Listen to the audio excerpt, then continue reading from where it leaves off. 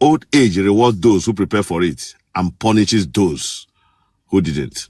Because here, do you know that it's more expensive to manage old age than now? Now that you are young, you got hustle, make something. But when you are old, you cannot walk. You only depend on your investment and your savings.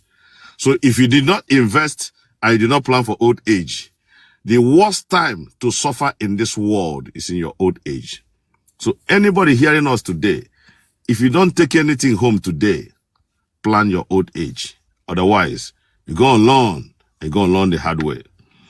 Now, let me come back to your question. You know, sometimes when I talk, people will say, what are you doing there? What are you doing there? Why did you not come back? But you see, when you left, Obodo is like a cult. When you are gone, you will now realize the mistakes you make.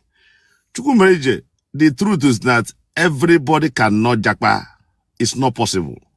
The whole Nigeria cannot japa. There must be people in Nigeria. There will be people that are, not everybody will be privileged to japa, except you want to go by yourself. There are some people that are buying themselves. Go to Libya now, go to Oman, go to so many places. People are buying themselves unnecessarily because they want to japa. So now, let me tell you, 20 million naira can do so many things. Rogers dropped a very powerful update here. You should go and download Alibaba. The system, internet has made it easy here now for us to make money.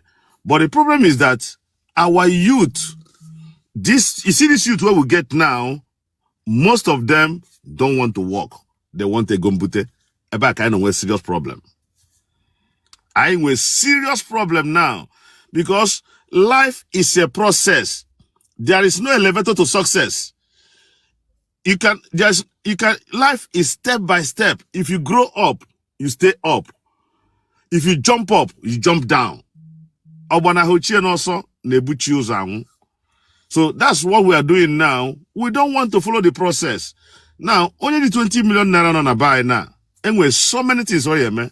Number one, you can bring machine na pamman if red oil. Ibute machine na pamman or machine na kwa gari. Machine na kwa gari ye make a billionaire in 1 year in Nigeria. Yes.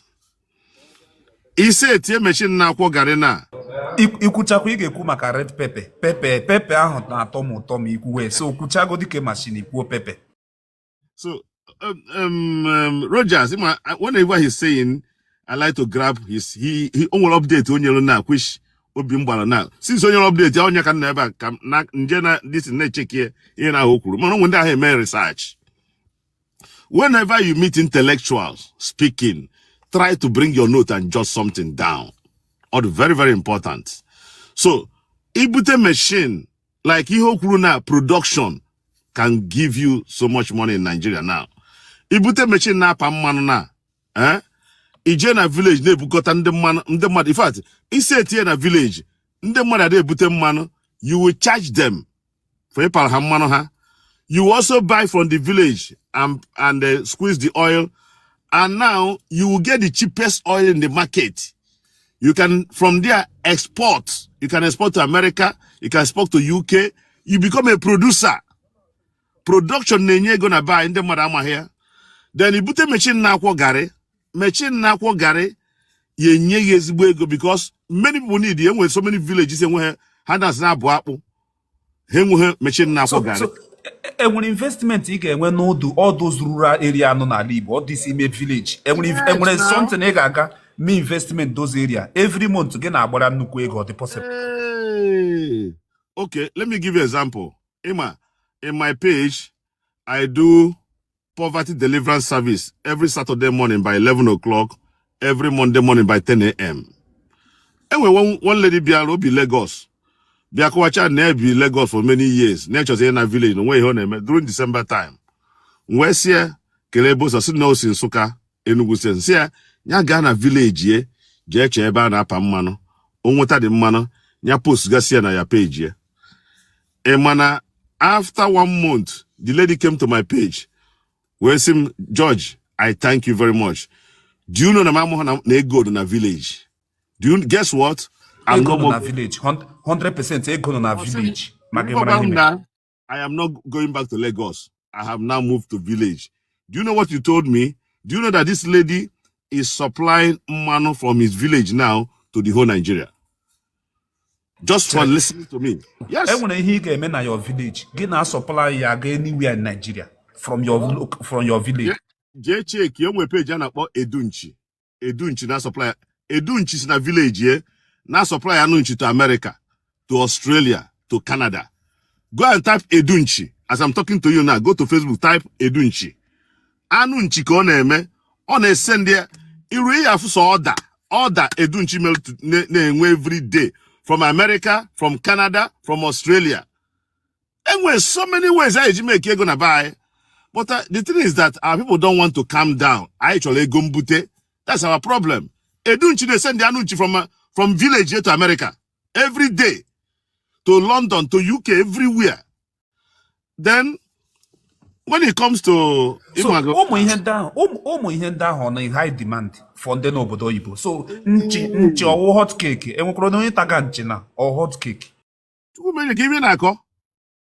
Anunchi one of the best meat, even on white meat call. Health-wise, ọ na-adị mma health-wise. Anunchi one of the best meat to eat. One of the best. You see, Anunchi, rabbit, or white meat call. They are more healthy than anona mana. So ụmụ anụ ndị anyị na-azụ na shop ndị paki. Ụmụ ya Anunchi. All those our local meat ka ya dị healthy. Anunchi kema, Anunchi na-ata ahịfịa, nchi du local. Anu ị na-ego na supermarket, ọhụ anụ agbara ọgwụ ka ị na-ego. Eme ife na-ata. Anunchi dị high in demand, even na Nigeria. Ịma na onye na-azụ nchi, ịma na ofu nchi nwere ike ịmụ ife ka 9 or 8 for you. Ịma na ịzụ nchi nnukwu ego. Nchi. Obere ihe ahụ. Ịzụ sọsọ nchi, ịchị imepe famia nchi farming, ya enye gị ezigbo ego. Ọ dị ka rabbit farming. Ofu nchi na ego ole ka na-ere ofu? O ruru 30k or 40k? O yeru. Ebe 30k or something thereabout, something like that. GL home is always ego ole? GL home 60k. 60. Ofu nchi. Yes. 60, 50. Expensive. What the expensive? And nchi na-amụ nwa, nchi na ọ na-amụ nwa, and you need too much money to ịzụ nchi. Ahịfịa ka ọ na-ata. Efuru nchi na ewu ahịfịa ka ha na-ata. So that means ego nọ na poultry. But anyị ekwutu maintenance. Ego nọ na poultry business. Chukwumerijem, ego dọ na agriculture, ọ nọ ha nọ. Ego dọ na agriculture. Mana ego na dọ na agriculture. Only nwe poultry na companies ya akwụghị ụgwọ 2 months na-eche ka produce egg now. Company ya akwụ even 3 months ahead na-eche ka produce egg supply ya, because egg is not enough in Nigeria. In fact, food security, food adịghị na Nigeria now. If a farmer na Nigeria now, anything you produce, okay, I'll give you an example now. I planted cucumber 3 weeks ago. That cucumber now, I harvest here in the next 2 weeks. Mana customers na actually na carry the cucumber. But I harvest here, how are you jack have your na farm? You don't need to do anything. So buyers na-abịacha n'ime ọhịa n'okoburu ọhịa bịa ịzụ ihe. Ị gada need ihe ka gbuwe ya nkra bupụta ya n'ahịa. Buyers na-achọrọ na-abịa n'ime ọhịa bịa n'azụ ya. Onye na-ekwu 100%. Enwere one man sendere ịma ebe anyị nwere agro city na Enugu. Ọ sị na chọrọ ije for the place before ọ kwụọ ụgwọ. Wee send ya wee nye address my consultant. O wee ruo ebe ahụ. Ọfụ ka ndị moto si Ọnịcha na-ebu ose from Enugu, moto kwụọ na line na park ose. Ịmana the man kwụrụ ụgwọ ana, onye nchọ ilesi ana ebe a na-eme agro city. Jere ebe a kwụọ ụgwọ ana ọgwaghọzi m. Mmadụ je nene ihe na-eme ka ọma na eziokwu. O ruzie ebe a, the man na-ekene m today, osim George, in fact, you are like a god to me from today. You showed me something I never know that it exists in Nigeria. The boy for case etu e wuru nkata wuru akpa na-ebu ose. Moto si etu asi Ọnịcha kwụọ na line a na-ebu ose na-atụkọ na moto buru na aga Ọnịcha na-distribute everywhere. The guy tie enwere ihe m chere. Okay, enwere ihe m chere ịjụ gị.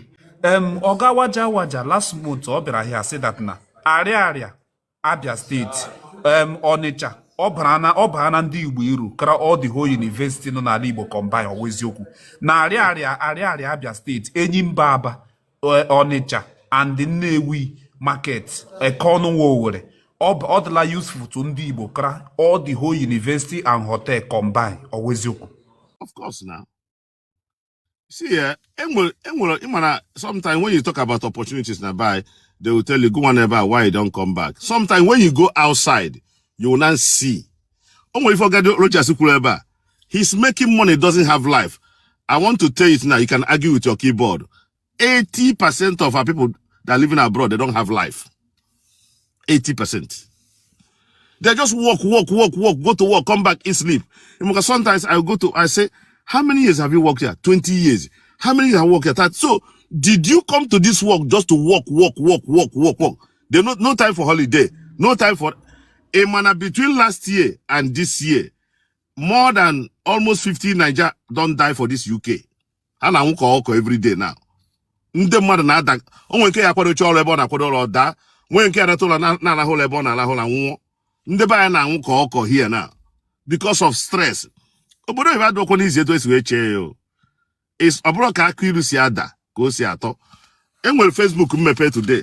Enwere Facebook in fact enwere ihe na-agụ before ịkpọ m. Onwe ife na-agụ from UK. Onwe ife mmadụ post na page na UK. Onye nọgolo UK for 5 years. Send the message na Facebook na ya na-anwụ anwụ. Na onwe ha ego nni na onwe ha akwụkwọ nothing. Ndị mmadụ batara ọsọ enyemaka. Ọ nọgo obodo for 5 years. It might not be possible. I saw it now. Is like a ndị mmadụ batara ọsọ enyemaka na-agwa ndị mmadụ ka ndị Nigeria wee na-agụ eyi. Anyị nwa na Nigeria na-achọ ịpụta apụta gụma na UK na-ekwu ka atụ ọrụ gị ego na-awụ ya onwe sendịrị obodo ego na taba. So let's face fact now. Ego do na buy onye ji 20 million naira na ehi ga-eme either n'ibido jee na village. If red oil don't neglect that business. Red oil is one of the best business in Nigeria. In fact, anywhere in the world, they need red oil. They need red oil anywhere in the world. It's a fast-selling business. Anyhow, we made it. Then you can go into processing of even granite. A Ghana village, bute a very good granite. Watch us here. Otomwaya de yeri of ma, a year of ma, a buy and a bottle. Companies here go in a UK carry 1 million. Granite and tata. And when a company is in Obodo, what are you talking? And even in Netherlands, na Germany need the granite, na UK need the granite, na US need the granite. If only name na buy where the market, just put yourself on the market there. Even red oil, emanana basi red oil na can cook.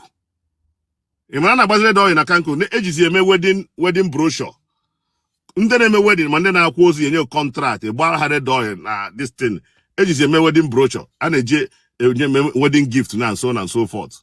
All the very important that we know all this is. Oga come back and say red oil. Camera. As I'm talking to you now, and when 2 shops supposed to be in Lagos tomorrow. As I'm talking to you, and when 2 shops, my partner Yejinene tomorrow and Monday, I don't my church shop in red oil in Lagos now. And we go my own farm that is cultivated now. So if I'm here, I'm planning myself now because obodo iba kacham ike obodo iba gbugom. All no one could see me enjoy here. On mewe anagom. Or don't want enjoyment in front here. So ndene enjoy here on mewe. I'm going. I'm just planning myself now to go. But I'm setting things now. I know my church shop na Lagos now. And we go from ebe na konina. So everything I do is then farming. Okay. See the problem we're having in Nigeria now today is that we are circulating poverty. We are not creating generational wealth. And any country that does not create generational wealth will remain poor. I'll prove it to you. I used to import rice from Thailand. When I traveled to Thailand to go and buy rice, the guy that attended to me was a 25-year-old boy, Mr. Dasawat. I asked him, are you the owner of this company? Because it's a very big rice mill. He told me he is the 7th generation. He is the 7th generation. Then I traveled to Malaysia to go and buy vegetable oil. The guy that was attending to me is a 19, 20 years old boy. I asked the guy the same question. He said he is the 5th generation. 5th generation. In Nigeria, only one shop need do more than one business. So we are circulating poverty. We don't create generational wealth. So how do you think? Our problem is not really the government. Our mentality is mentality of immediatismo in Portuguese. Immediate money. And immediate money cannot take you far. Now, Fela is dead today. Fela's family was paid $120,000 about 2 months ago. Mr. George, the first progressive step mmadụ ga-take any human being is first of all mentality. Okay, reform mentality. Yeah. For you to become rich, start from your mentality. For you to become poor. See, you cannot feature in the future you did not picture. Yes.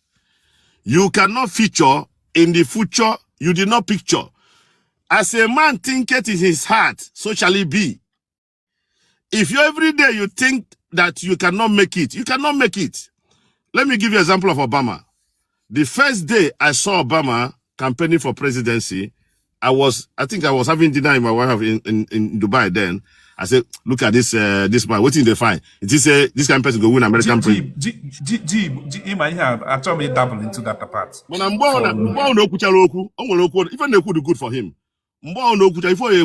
Yes, I can.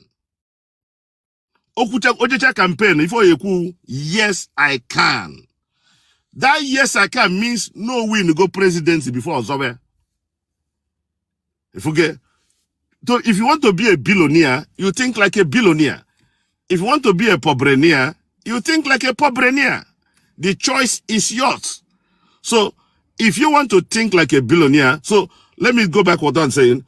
Until we start creating generational wealth, nothing can be good in Nigeria. We must change our mentality. Now, because 6 months ago, I went into research. How can I create generational wealth? Fela is dead. Fela is still making money today. Michael Jackson is dead. Michael Jackson is still making money. His music is still selling. Chinua Achebe is dead. Chinua Achebe's book is still selling. Now, me and you, that is not celebrities or this thing, how can we create generational wealth? Because it's a must. If you are living in America, you are sending 100,000 naira, 200,000 naira for your family, for your brother, you are circulating poverty. After living in America 50 years, and there is still poverty in your family, you are useless to that family. After living in UK for 20 years, and you die or you reach old age, you come back, and there is still poverty in your family, you are useless to that family. So you must think about how can you create generational wealth. Because without generational wealth, it doesn't make sense traveling abroad. You just go there to waste your time. And that's what we're doing. So I now discovered that palm tree can stay between 70 to 130 years. In Nigeria, this discovery Nigeria. So onye zuru one plot of land, the palm tree na Igbo. Palm tree up to 100 years.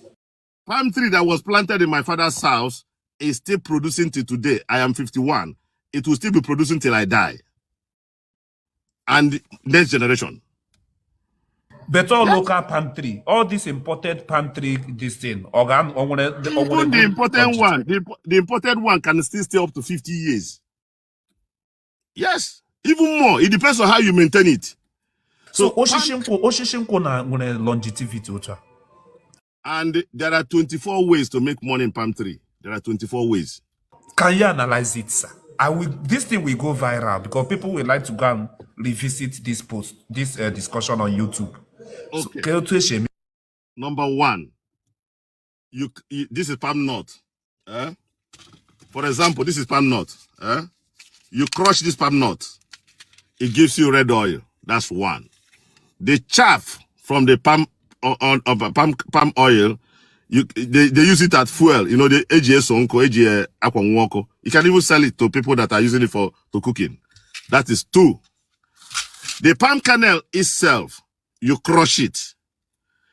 That's what's called PKO, palm kernel oil.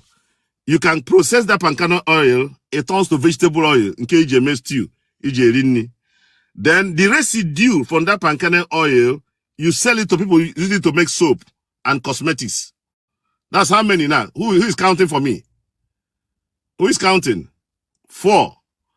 The chaff from the palm kernel, you sell it to animal feed, like pig farming, fish farming, poultry. They buy it from you. Then, if you go to African shop where you are in Europe, we find that this ogulaku, ejeme ofaku, you know, when you don't have aku, use it to make ofaku. The residue from the palm oil, they turn it to that one.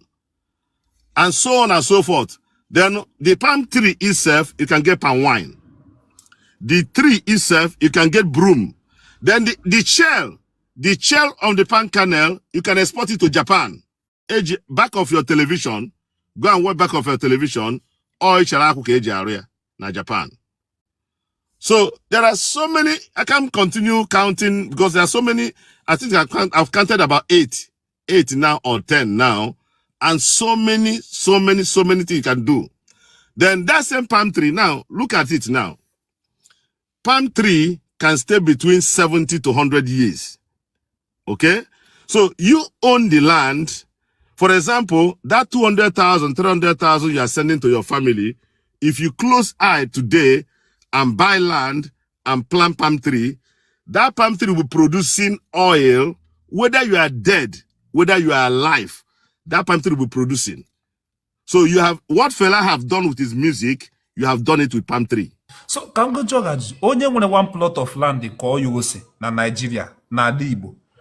Oka dị stable kro onye na-arụ na warehouse n'obodo oyibo. Oka ya dị financial stable. 1,000,000%. Onye nwere 1 plot of land ka ya na-anụ ose. No, not 1 million plot of land. At least you have about 6 plot of land. 6. Okay, let me give you analysis of us again. You know, Nigeria has population. Don't joke. Anywhere there is problem and there's population, there is money. Obodo ọbụla enwere problem, crisis, ego na anị. Ego nọ. And I don't mind who don't Imana Chukwumerijem went on my phone. Sim George, stop explaining this your agriculture. Allow them to japa, make with the chop money for Nigeria. One guy told me, stop explaining. Allow the people who want japa, make them japa.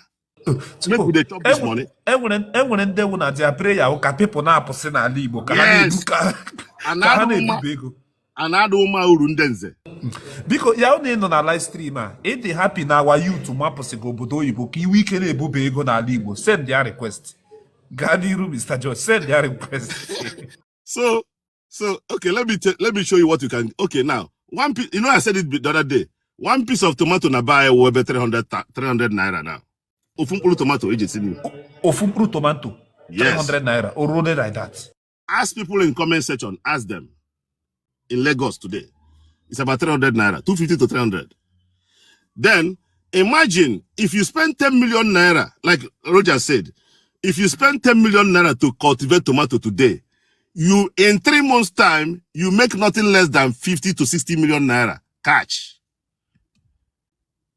Mr. George Bikon always yoku. Call in your record science called facts. I'm telling you facts now. I'm 51 now. What shall it profit me to come here and lie in the public of grandmother? Pepe IJC in Nigeria with 300 million population. 300 million people Pepe is in. And in the mother can the mother not confirm. If you get now. So they produce here insecurity in Nigeria misery. These commodities are more expensive. Advantage for nature by farming now. It's in what land able to secure now. Give Pierre green farming, greenhouse farming. Give one catabulego. And last 2 weeks, I will able my partner. Ebe goes. I now call 20,000 pepper now. ebe o jere igosi bịara igosi wee kwụọ 250 million naira cash n'ose a na-akụ akụ. Onye a goro mkpụrụ ose 250 million naira cash. Ima how many profit onye nwe ebe a? This person will more than 1.5 billion naira profit in 3 months. 1.5 billion naira profit in 3 months in that ose oyako. Because na pepper, imifo neme, onwe machine, ibute machine eji ami, okocha ya, omia ya, package ye, meye sport. Mr. George, enwere mgbe m na-ajụ onwe m sị nkecha ihe niile unu na-ekwu na page a business wise ma dị poor in the next 5 years a ma ewere ụdọ ga kwụgbuo onwe m eziụka m na-ekwu ekwesịrị m ịma ihe by force. But even Nagwa fact, each one try ya. Like now, we are building the first agro city in the whole Africa, in Enugu State, Oji River. Igwe na ayaba icho ipoto ofonye na money made the thing. Onya iwala onya bia make testimony here. But onye chere iko ose na Igbo, o needri land testing. Ima, onye chere iko ose, o needri anemene land testing. Land testing, mana. Soil testing, sorry. Yes. Now, I've got agronomist. You know, agronomist is who study the land and the crop and the plant anatomy.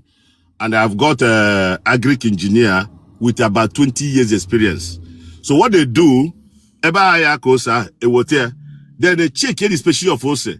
So all the nitrogen colonadiana, a good nitrogen bane, all the potassium colonadiana. Because the farming has gone scientific now. Farming has gone scientific. And with so many, in fact, I was into school of farming now. We discover, Chukwumerijem for agriculture is like marriage. You can never finish what is agriculture till you die. And with so many things like, okay, and with one cow, and a goat from South Africa, boa goat. You have $10,000 can a year. Per spam, you have $60. Per nyum, $60. Per nyum.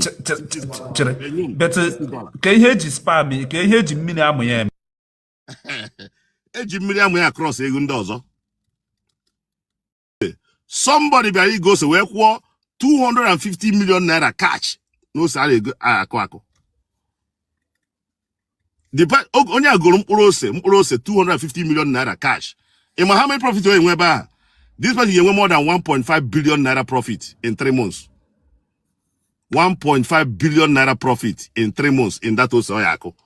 Because na pepper, imifo neme, onwe machine, ibute machine eji ami, okocha ya, omia ya, package ye, meye sport. Mr. George, enwere mgbe m na-ajụ onwe m sị nkecha ihe niile unu na-ekwu na page a business wise ma dị poor in the next 5 years a ma ewere ụdọ ga kwụgbuo onwe m eziụka m na-ekwu ekwesịrị m ịma ihe by force. But even Nagwa fact, each one try ya. Like now, we are building the first agro city in the whole Africa, in Enugu State, Oji River. Igwe na ayaba icho ipoto ofonye na money made the thing. Onya iwala onya bia make testimony here. But onye chere iko ose na Igbo, o needri land testing. Ima, onye chere iko ose, o needri anemene land testing. Land testing, mana. Soil testing, sorry. Yes. Now, I've got agronomist. You know, agronomist is who study the land and the crop and the plant anatomy. And I've got agric engineer with about 20 years experience. So what they do, then they check any species of ose. So all the nitrogen colonadiana, a good nitrogen bane, all the potassium colonadiana. Because the farming has gone scientific now. Farming has gone scientific. And with so many, in fact, I was into school of farming now. We discover, Chukwumerijem for agriculture is like marriage. You can never finish what is agriculture till you die. And with so many things like, okay, and with one cow, and a goat from South Africa, boa goat. You have $10,000 can a year. Per spam, you have $60. Per nyum, $60. Per nyum. But can you hear spam? Can you hear mini amoyem? eji mmiri amụ ya across ego ndị ọzọ. Ifugo ife ọdị na farming. Ịma nke aha. Enwere one of our brother be to Poland, all MP. Even about MP, all senator, 2-time senator na Poland. He left Holland. Where but if on has na way, the guy will get billionaire na ewu na kan na agba. Enwere ihe Rochas Okorocha kwuru, I quote, always okwu that na most people paga all those ewu nama. Owu business poor people, according to Rochas. Also ndị ji ego, politician ndị ji ego, ihe business ndị ji ego. Always, because I na-ahụta na ndị na-ame this business ndị tiri eti. Man, unfortunately, man, ndị na-eme the business wu ndị ji ego. One member of House of Rep called me last 2 months. Osim George, onye gwara ihe ị na-ekwu. The man, osim na-egoro 500 hectares ebe ọ na-ebido agriculture na 500 hectares. Ebe ọ na-ebido agriculture na ife a na-ekwu onye gwaziri m na ebe a ka egwu nọ na ịmana all our presidents, past president, past governors, senators, and House of Reps, all of them are into serious farming now. Anụrụ m na-emeka ihe dị ọha nwechara farm o nwere ebe ọ na-akọ ihe. All the senators, 90% of the senators are into farming now. 90% of the House of Reps, our past governors and past presidents, all of them are into farming. Farming way good on a farming now. They are into farming now. Gịnị mere elderly people? Elderly people ji the business smart crowd the youth. Obasanjo is the president of African Farmers Association. Igan of Otafami, Dana na Bewakwa. Just gain Otafam, Gen Ogun State. Iba Otafam of Obasanjo, or you take you 2 hours, Ijimoto we guy around. Okay, let me give you an example again. One of my friends, Gal Haj, we meet one old man, about 70 years old man in Saudi. So every time I Gal Haj, they meet the man. So the man be on a 5-star hotel, sometimes on 2 months. So the man we do can you now iji spend the day na Saudi, very expensive hotel. The old man Mochaya Musia, I'm a farmer. I say farmer. The man is from Uganda. The man we say I have orange orchard, I have orange, I have mango, I have pepper. The man was here now for many years. Nifo ne medo mbosi ono ni nema ego no nwere. Mbosi ono ni dire ego, oba orange bute na afia, ego no letara oworie. Us na farming to create generational wealth. The man any day only dire ego, ogago mango buru puta na afia. Any day only dire ego, ogago se bute na afia. So the man eta ko si nwegide ego we nwo. So onye ọbụla we farmer nwere farmland ọ na-akọ ihe automatically ọ bago into onye nwere agrade dollars onye build generational wealth or generational wealth now because the land is there forever. The plant is there forever. Enwugodu umu ka continue. It's a generational wealth. The land and the ones you only invest once. You know why I like farming? In order to contain and do motor, you gonna get China every day. Mana, in farming today, you do it once. The rest of your life is profit. So ndị farmer ọrụ ha na-adị less stressful. Kara ndị nwere shop a na-emepe ahịa every day. Ị na-ekwu na ndị farmer na-adị ha ọrụ nke ha na-adị less stressful. Kara ndị na-aba n'ime ahịa azụ ahịa. Okay, let's do the analysis now. Onye na-eje China. Auto container ole chakwa ojekwa China ọ na-efe na ọ na-take risk o nwere ike inwe plane crash ebe a. Yes na ọkụ nwere ike ịgba na Nidumoto ebe nwere shop yo bidokwa ụwa n'isi. Container nwere ike ịda mmiri. China nwere ike rụọ ya rubbish do na village. Mana onye nwere farm gbasigoro ike like inwe ife dịka 1000 palm tree. 1000 palm tree ọ ga na-enye about 240 million naira every year.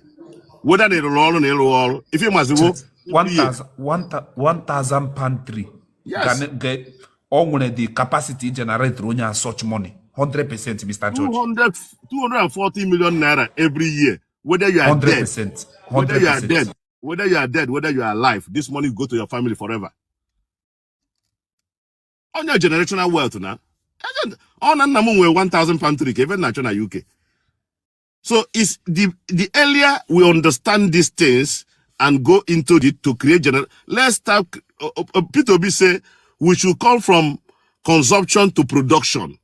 Then, as a human being, also we must come out.